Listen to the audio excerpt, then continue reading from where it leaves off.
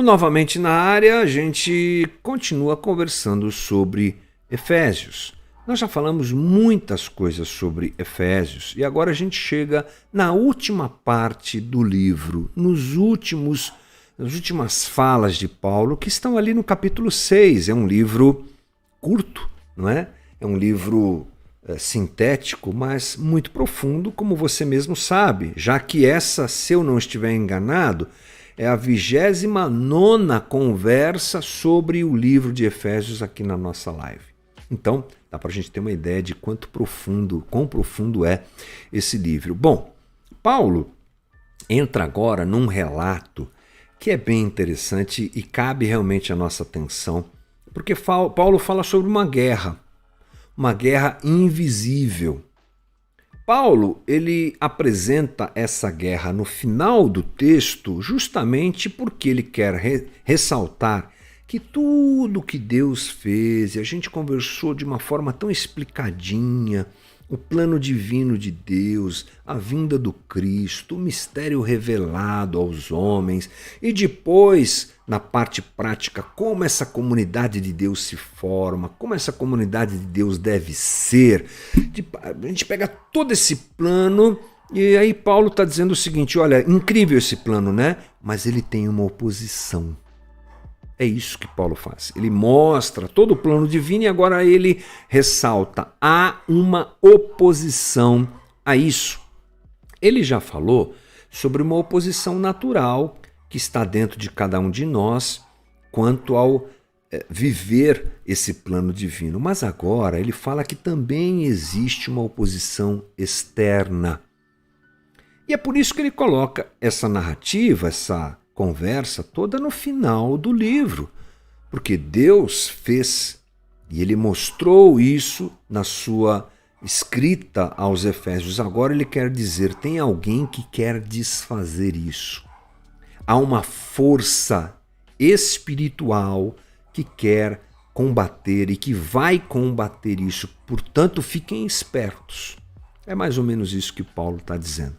Então vamos lá, vamos colocar aqui a nossa tela para essa conversa e espero que a gente tenha o entendimento suficiente aqui para a gente falar sobre esse assunto e sairmos daqui melhor informados e edificados. Vamos lá? Vamos para o... Deixa eu abrir aqui o texto. Pronto, guerra é o tema, né? Guerra. Vamos lá para Efésios 6, 10. Finalmente, Paulo fala, fortaleçam-se no Senhor e no seu forte poder. Vistam toda a armadura de Deus para poderem ficar firmes contra as ciladas do diabo. Pois a nossa luta não é contra as pessoas, mas contra os poderes e autoridades, contra os dominadores deste mundo de trevas, contra as forças espirituais do mal nas regiões celestiais. Paulo abre o texto com a palavra finalmente, loipon, no grego, que quer dizer remanescente, o resto, daqui por diante, no futuro, doravante, finalmente, já.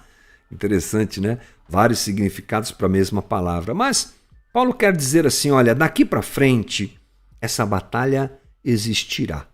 A partir do que Deus fez, a partir da ação divina, logo que ela se estabelece, eu diria até que durante também todo esse trabalho divino em trazer Cristo à nossa realidade histórica e cultural e presente aqui nesse mundo, né? O Deus que se encarna entre nós, também essa guerra aconteceu. Mas Paulo chama a atenção, olha, finalmente, daqui para frente, fique esperto, porque essa guerra é uma grande verdade. E o que é que nós precisamos entender nas palavras de Paulo? Paulo, ele traz algo sucinto.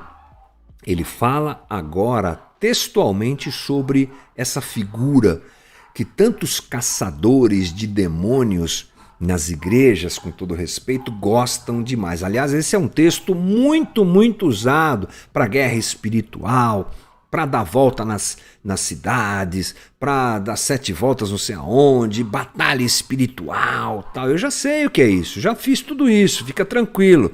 E o pessoal que é dessa vibe gosta muito desse texto, porque ele fala de uma guerra, sim, uma guerra que existe. Mas veja que coisa interessante. Paulo fala do diabo como um ser que trabalha se contrapondo ao plano divino, mas ele não o exalta, ele não supervaloriza as obras do diabo, como muitas pessoas que leem esse texto gostam de fazer e encontram o diabo no pneu furado do carro, na água que acabou, a água do passarinho que acabou, na privada que está entupida, em todo lugar eles acham demônios. Paulo diz, existem, claro que existem. Paulo fala dessa figura, mas ele não a coloca no lugar que ela não deve estar. Então, se a gente não despreza, a gente não supervaloriza. A gente tem uma leitura, esse deve ser a nossa leitura segundo o que Paulo fala, adequada. Existe o diabo e as forças das trevas que se colocam contra nós. Mas sabemos que o destino do diabo já está traçado e que maior é o que está conosco do que aquele que está no mundo, já é o que o texto também nos ensina. Paulo diz assim, fortaleçam-se no Senhor e no seu forte poder. Bem, essa é uma batalha que a gente não vence de outra maneira, senão dependendo absolutamente de Deus. Essa é uma batalha que a gente não vence no conhecimento, que a gente não vence na força física, na disposição. Essa luta é uma luta espiritual. E nós dependemos literalmente da força e do poder de Deus. É Ele agindo em nós, Ele operando em nós, e é o seu poder presente em nós que nos traz alguma chance de vitória dentro dessa batalha. Efésios 1, Paulo nos mostra qual é o disparate quando o assunto é poder do diabo e poder de Deus.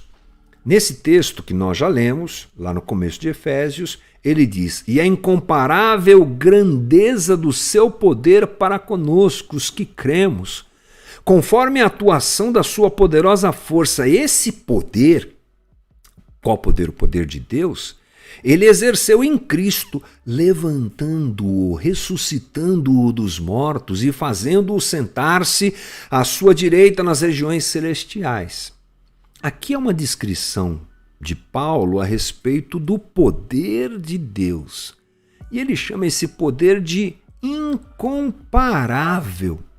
A incomparável grandeza do seu poder. Aqui nós temos uma descrição daquilo que nós tantas vezes desprezamos, que é a própria grandiosidade do Deus que tem nas suas mãos todas as coisas. Aquele que é, aquele que com o sopro da sua palavra forma todas as coisas, aquele que traz à existência o que não existe, ato que só Deus pode fazer. E nós muitas vezes esquecemos disso. Já já eu falo um pouco mais sobre isso, mas é desse poder que nós dependemos, para a gente se lembrar. Depois Paulo diz, a nossa luta não é contra pessoas. Isso é muito importante a gente se lembrar. Nossa batalha não acontece contra pessoas. De alguma maneira, toda resistência ao governo divino provém de Satanás. Ele é o arquirrival de Deus. E ele movimenta estruturas e movimenta corações que movimentam estruturas para se contrapor ao plano divino. Então, por trás de todo mal, de toda resistência ao plano divino, de alguma forma está a figura do cramunhão, do chifrudo, como diria meu professor Zé Machado no seminário, daquele que tem a unha fendida e ele fazia assim com a unha. Por trás de toda a rebeldia humana, de todo o mal, de toda a resistência ao governo divino, está a figura do diabo. Portanto, é importante nós distinguirmos as coisas. E quando nós nos opormos a algo, temos que nos opor sabendo que por trás daquilo está essa figura. Aí na sequência do 12, ele diz, mas contra os poderes e autoridades, ou seja, nós não lutamos contra carne, contra pessoas, mas contra os poderes e autoridades, contra os dominadores deste mundo de trevas, contra as forças espirituais do mal nas regiões celestes. Cuidado para não pegar ranço de pessoas. Cuidado para não combater gente ao invés de combater ideias. Cuidado com isso. E aí Paulo diz algumas características desse inimigo que se coloca sempre por trás de toda resistência ao governo divino, como nós já falamos. Ele diz que ele é invisível, ele diz que ele é maligno, ele diz que ele é astuto. O que é que eu preciso saber sobre o diabo? Eu preciso saber o suficiente para lutar contra ele e não me render ao seu poder, o colocando, não é, em lugar que ele não deve estar, mas sabendo que ele é um ser poderoso e astuto. Olha o que Pedro fala. Sejam sóbrios e vigiem. O diabo, inimigo de vocês, anda ao redor como um leão, rugindo e procurando a quem possa devorar. Então, eu não vou para um lado extremo de valorizá-lo e enxergá-lo em tudo, mas também não o desprezo. É o que Pedro diz aqui. Sejam sóbrios e vigiem. O importante, e agora eu fecho a nossa conversa voltando um pouquinho na conversa que eu iniciei aqui sobre o poder de Deus e o poder do diabo. Há uma coisa presente na nossa cultura que é chamada de dualismo. Várias vezes nós já falamos sobre isso aqui, mas esse é um momento importante para falar. O dualismo é um conceito religioso, vou ler para você aí na tela. Dualismo é um conceito religioso e filosófico que admite a coexistência de dois princípios necessários, de duas posições ou de duas realidades contrárias entre si, como o espírito e a carne, o corpo e a alma, o bem e o mal, e que estejam um e outro em eterno conflito. Então isso é que é dualismo, sim. Duas coisas distintas que se contrapõem, obviamente, e que estão em constante combate.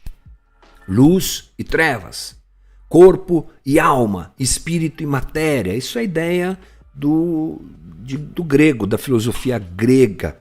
Isso chega até nós também nessa ideia a respeito de Deus e do diabo. Você já percebeu como nós somos influenciados a pensarmos em Deus e no diabo como dois seres iguais? A nossa cultura faz isso. O mal e o bem, lutando eternamente. E é uma luta de iguais, não é? O cavaleiro das trevas contra o cavaleiro da luz, e eles lutam.